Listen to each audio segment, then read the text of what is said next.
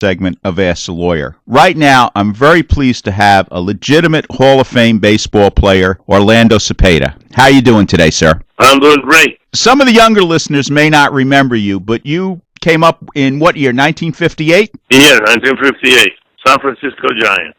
Okay, and that was a great team back then. You had teammate Willie Mays, and you guys went to the playoffs and World Series in 1962, and you were one of the best hitters on the team. What do you remember about that season? That was a great year. You know, we have to wait until the last game of the season. So we tied the Dodgers. Then we had to play a 3-game playoff before, and then we won. Then we played the Yankees in 1962 World Series. And it was 7 games, and Willie McCovey hit a line drive that Bobby Richardson caught. Otherwise, you guys might have won that World Series. You would have won that World Series. Yeah, I was in the batting circle, you know, and then was men on second and third, and McCovey had the play, so everybody figured out they're going to walk him to pitch to me. Well, they're walking. They pitched to him. Hit a line drive right to Bobby Richardson. Right to Bobby, second base. You're playing with the Giants. You have an injury, and they trade you off to St. Louis.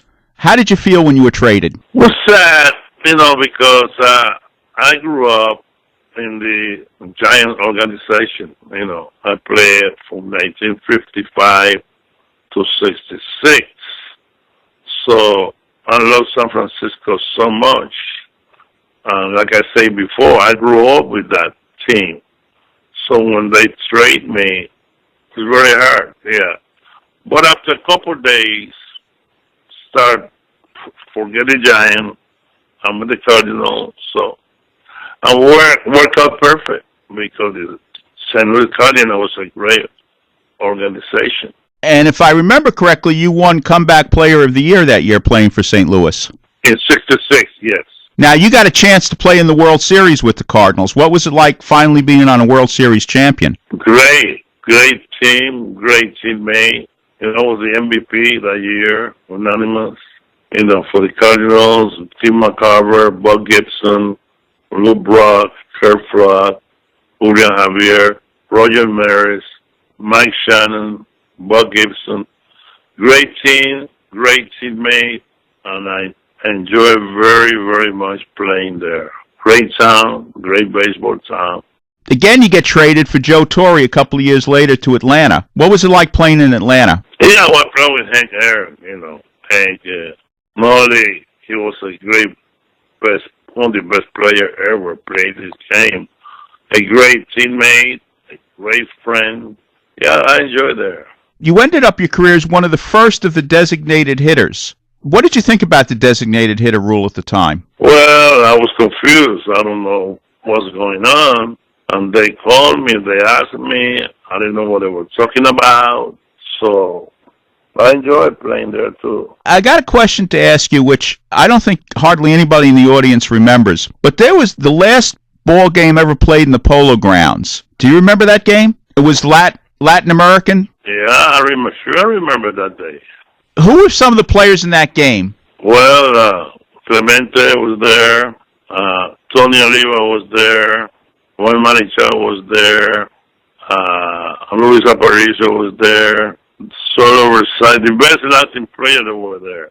The best Latin player in that era playing that game. Now, this was a postseason game after the World Series. How much did you get paid to play in that game? Do you remember? Like $300.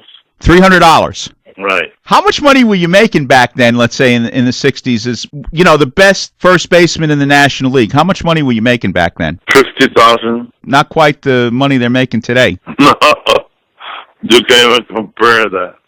Now a bad boy made that kind of money.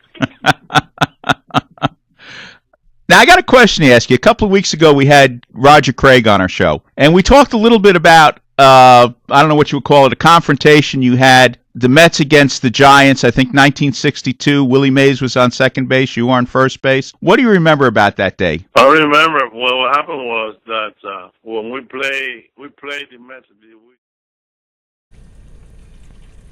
The San Francisco Giants and St. Louis Cardinals great, that is Orlando Cepeda, has died, according to a couple of reports that are coming in this moment in time. I welcome you guys back on here. If you're new, consider subscribing, liking, and also share this video.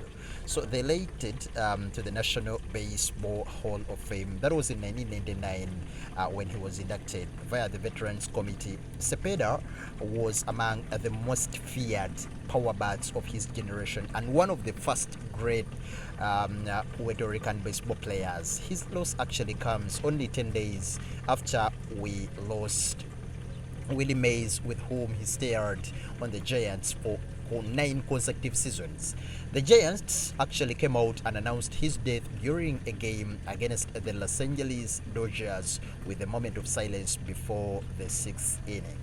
Cepeda, we all know he retired in 1974, and for those who didn't know, he was among the legends, man. He was really talented, one of the huge names at the time, and he was, by the way, an 11-time All-Star, an NL MVP, a World Series champion, a Rookie of the Year, and one of the Giants great players. However, his post-retirement, he had issues with the police, the authorities, and of course, he was in and out of the courts.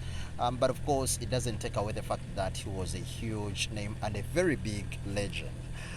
So after missing out on the Hall of Fame enrichment by 9 votes in his final year of the BBWAA eligibility, that was in 1994, the Veterans Committee stepped up 5 years later to make him the second Puerto Rican to be inducted into the Hall of Fame. Cepeda entered baseball from, humble origins, growing up in a poor background, from a poor background.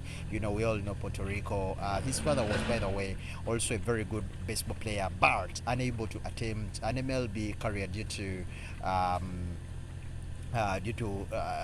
color issues. He traveled to the US, I think, in 1955, and of course, that's where his son actually got the chance to come in and tried to attempt the MLB. So after 3 years in the minors, Cepeda made his MLB debut in 1958, and of course, the Giants' first season in San Francisco. He has been off social media, not so many interviews he has done, but of course I gave you one at the beginning of this video, and of course in this moment in time we are sending our deepest condolences to the family, the friends, fans, and of course all major baseball league fans all over the world who really loved and cherished Cepeda. RIP to the legend.